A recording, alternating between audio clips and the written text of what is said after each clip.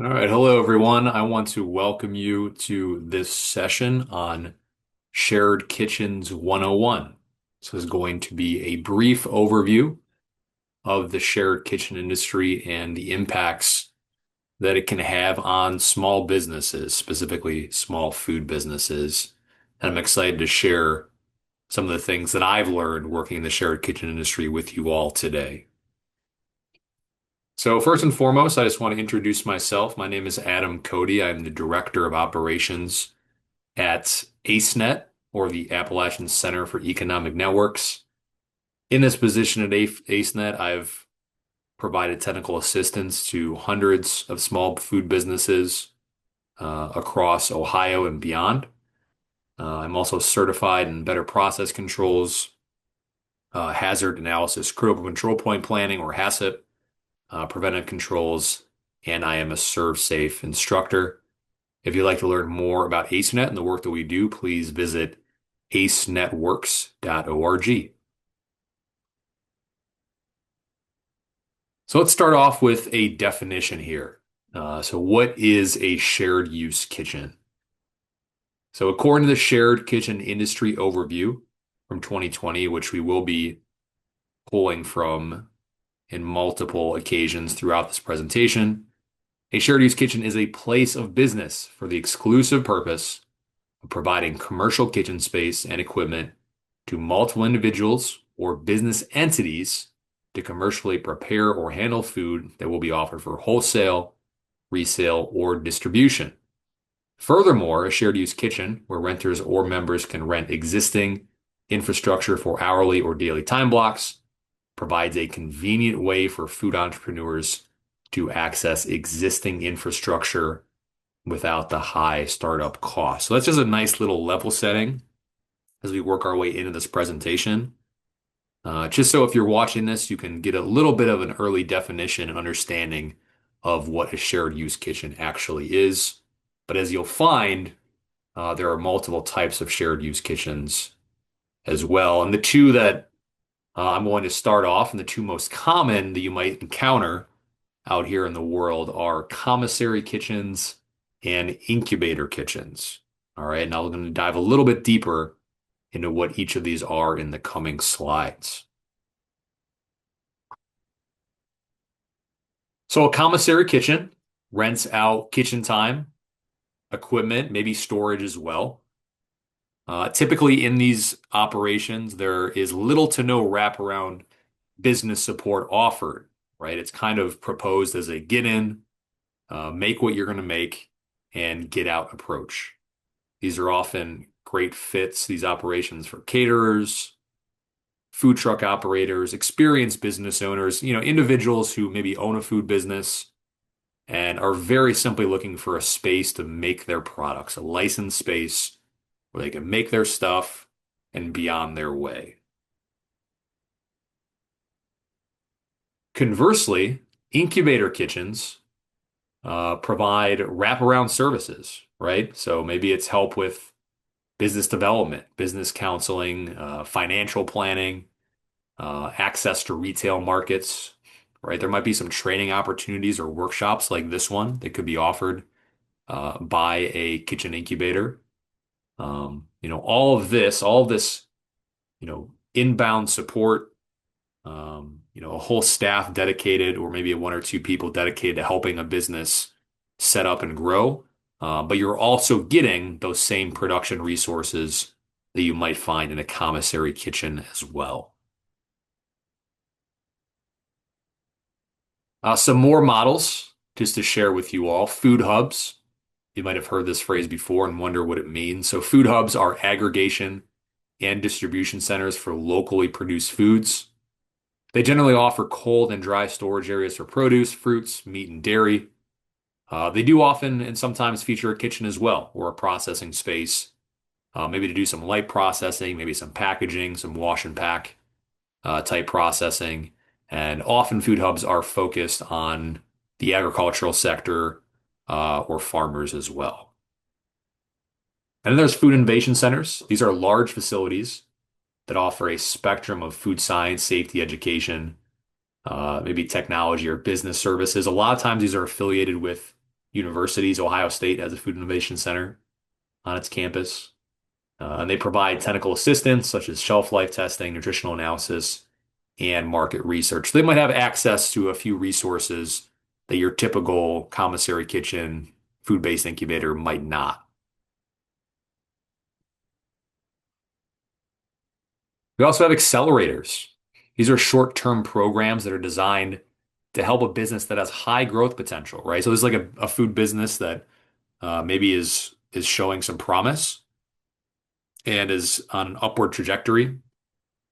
And a company notices and says, "Hey, we want to invest. We want you to get access to the best equipment, to the best team to help you take your brand and really accelerate it to the next level."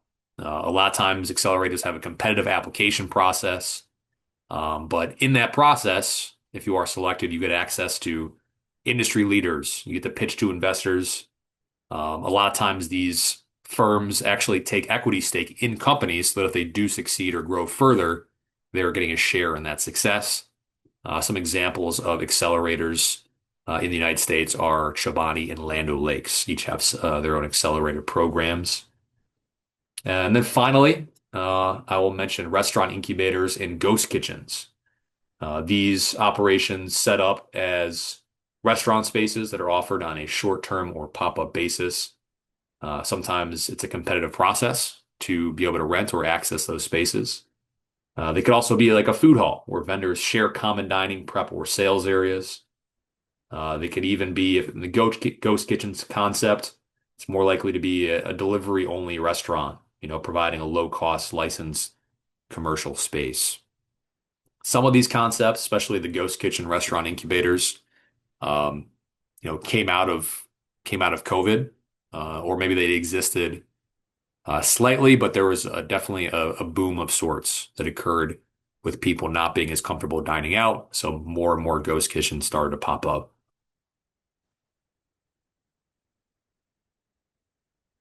So why do we need these spaces? What role do they fill in the entrepreneurial landscape? Well, I pulled a quote here from one of the shared kitchen industry overviews. And it reads as follows: If the shared kitchen industry is going to make an impact, then we have to acknowledge that serial entrepreneurship is having the privilege of failing until reaching success. People on the margins are not afforded this privilege. Incubators need to be in the position to absorb that risk. That's a quote from the executive director of La Cocina, which is a long-running, successful kitchen incubator in California.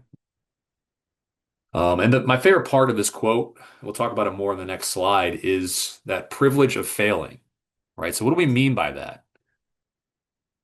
So the startup costs for any small business are high, but especially for a small food business, um, frankly, they can be fairly untenable, right? We're talking about purchasing or leasing large commercial equipment. We're talking about the rent and the ownership of property to house that equipment, facility maintenance and the staffing, the labor costs associated with true food production. Just some statistics here. An average restaurant, so you can kind of equate a restaurant to any commercial kitchen. Startup cost is just under 275,000 or just under $300,000. And if you want to own that building, it's closer to 425, right? So that's a huge, huge investment to make. When you access a shared use kitchen, you are able to invest slowly. You're able to rent hourly or daily that equipment. And as the business grows, as your production scales, so too should your access to that kitchen. And eventually, responsibly, a company can go out and invest into its own space, right? And the failing part I want to point out here as well. If a company were to go hundreds and hundreds of thousands of dollars into debt and maybe 5, 6, 7 years in, find out that it's not going to work out, they're going to be in a much tougher place than if they were to have worked with a shared kitchen or an incubator along the way. All right, let's not forget about regulatory hurdles as well. This is a huge one. Whether you are working with your state Department of Agriculture here in Ohio. Maybe you are making an FDA licensed and inspected product, something like a salsa or a hot sauce, salad dressing. Perhaps you're working with USDA, you're doing some kind of meat product, or maybe even you're going for an organic certification. There's a lot of different hurdles here to navigate. Inspectors that you have to work with, registration processes, different licenses, different certifications you may have to have access to or learn yourself. And incubators, kitchens can help a lot with this process, whether they hold the licenses themselves or if they kind of help you navigate the steps to earning registration, earning licenses or certifications. It will make that path a lot easier. You also have access to equipment, right? Access to commercial equipment and infrastructure. Things, all these things are very expensive. Especially if you're just starting out, a lot of these items may be inaccessible for you financially. And as we all know, better equipment means better efficiency and increased production as well, right? So many businesses that I've worked with over the years will sort of max out the efficiency of their introductory process, and they cannot get over the next hump and start selling into more stores, newer markets until they get that one new piece of equipment, right? And having access to a kitchen that already has some of those things or that might have some funding lined up where they could possibly add more equipment to help that business grow. It's hard to overstate how valuable that is. So I'm not going to go through all this, but this is just a kind of snapshot of the many pieces of equipment that ACEnet that we have in our shared use kitchen, what we call the Food Venture Center here in Athens, Ohio. So we have three different areas of the Food Venture Center: our central kitchen, packaging room, our thermal processing room, and then our warehouse as well.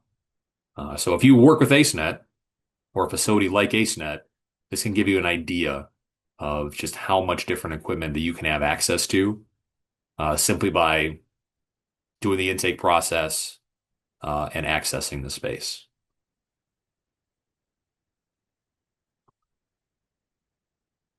And then you have storage, right? What a lot of folks don't realize that once they decide they want to make a commercially viable food product, it doesn't mean that you just have to make that product in an inspected space. It means you also have to store your ingredients, your packaging, your finished product. All those items need to be stored in a licensed and inspected space as well, right? You can't just come in, make a bunch of barbecue sauce, and then take it home, right? Unless you get your home, your garage or something inspected by the Department of Ag. You actually have to have access to storage. So most of these facilities offer dry, cooler, and frozen storage options. This helps extend the shelf life of your products. This decreases the likelihood of contamination of products. So this is a great, great resource that facilities like ACEnet offer.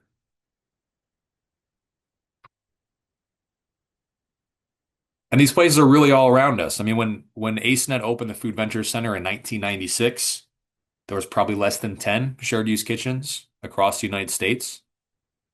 Here is a snapshot again from the shared kitchen industry overview that shares that there's over 600 shared use food facilities now across 48 states and the District of Columbia, which is amazing. There's probably more kitchens around you than you even recognize. They're not always as well promoted or advertised as you might think. So sometimes you have to seek them out. But just know that they are out there and they do exist. All right. So your next question will probably be, how do you find them? And we'll get to that in a minute.